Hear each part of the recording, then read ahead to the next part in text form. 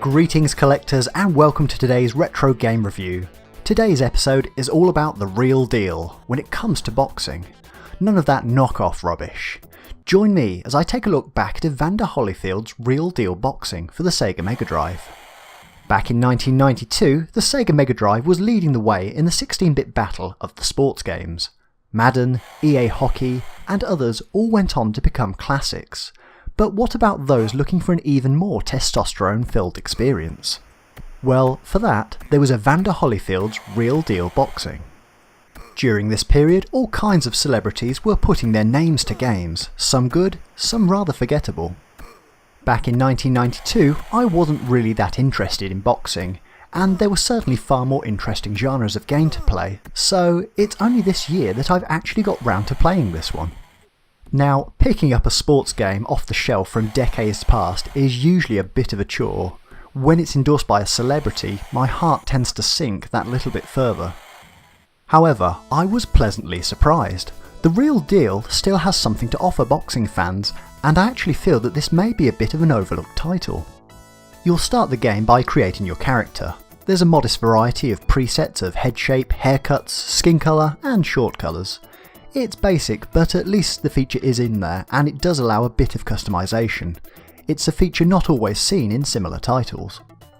To throw in some more customization, you must assign values to your character's power, stamina, speed and defense.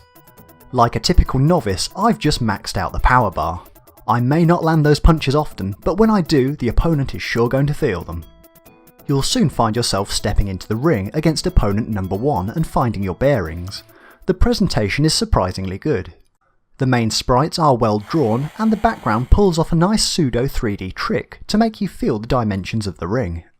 In terms of gameplay, there is more to the game than just spamming the uppercut. You have lead punches to then follow up, hooks, jabs and blocks. It isn't the most sophisticated system you'll see in a boxing game, but it really does work well. I found that initially I did have to work my way into this game, wear down my opponent and then attempt that final blow to finish them off. It's surprisingly satisfying. Damage is represented by both head and body damage indicators. Again, it's a nice touch to the game. It actually makes you think about which punches you should go for. You can't beat a good bump on the noggin though, in my opinion. The sound also plays an important role in the game. The sound of punches landing, digitised announcer, the crowd and general sound design really add to the atmosphere. After the match, you'll be taken to the training menu. Here's where the strategy of the game extends even further. You'll look to work on your power, stamina, speed and defense stats by selecting 3 perks, including various workouts, to protein diets, to track work. Naturally, I just max out the power stat, as all beginners do, in the hope that I land some lucky shots. As you go through the matches, you'll open up different types of perk. Options such as the head guard, iron gum shield and even vitamins become available. The game features a wide range of fighters, all with unique stats. BJ Higgins, James Stretch, Billy Budd, Dynamite Don, JD LaForge are just some of the cast you'll come up against.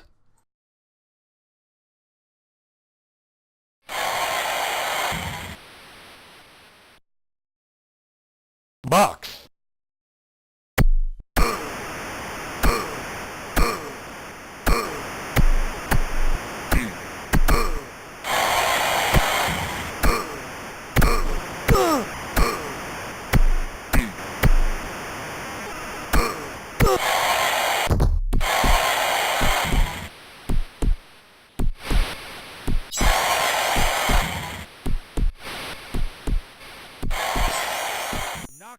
If you're a collector of physical media, then the traditional Sega Black Mega Drive case won't let you down. You've got a decent enough image of Mr. Holyfield showing off some of his oversized championship belts. He's even sporting both ears at this point in his career. At current pricing, the UK PAL version of the game fully boxed will run to about £10, which is surprisingly high for a sports game on the system. For the North American Genesis, look to pay no more than $5 for your copy. So, would I recommend Evander Holyfield's Real Deal Boxing? Well, surprisingly, yes. It may be an older sports game, but it's actually a lot of fun to play and has far more depth and strategy than I would have first assumed. It just goes to show that you really can't write off a game before you play it.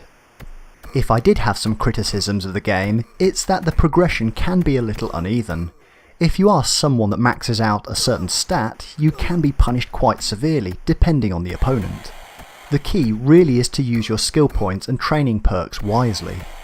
Conversely though, by the time I'd maxed out the power bar, boxers with a weak defence were hitting the mat within seconds.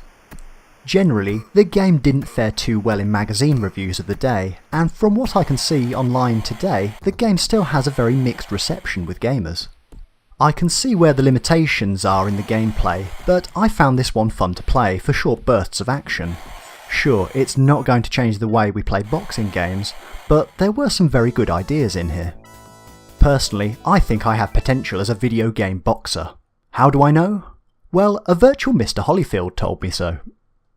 The game allows you to enjoy a long career mode, so there's plenty to keep you busy.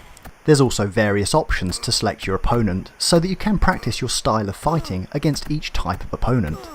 Evander Holyfield's boxing really is the real deal. I've been pleasantly surprised this week by this now slightly obscure retro classic. If you can pick up a copy at a decent price, it's definitely worth a round or two.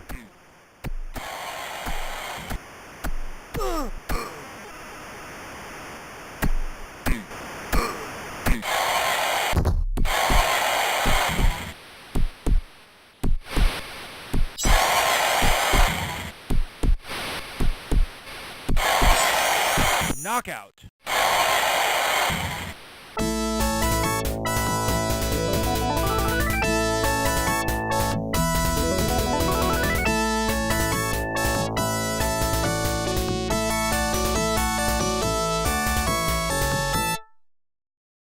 Hello again, I hope you enjoyed today's show and thank you for the view. Remember, you can always comment, like, subscribe and find us on the social media sites below. Happy collecting!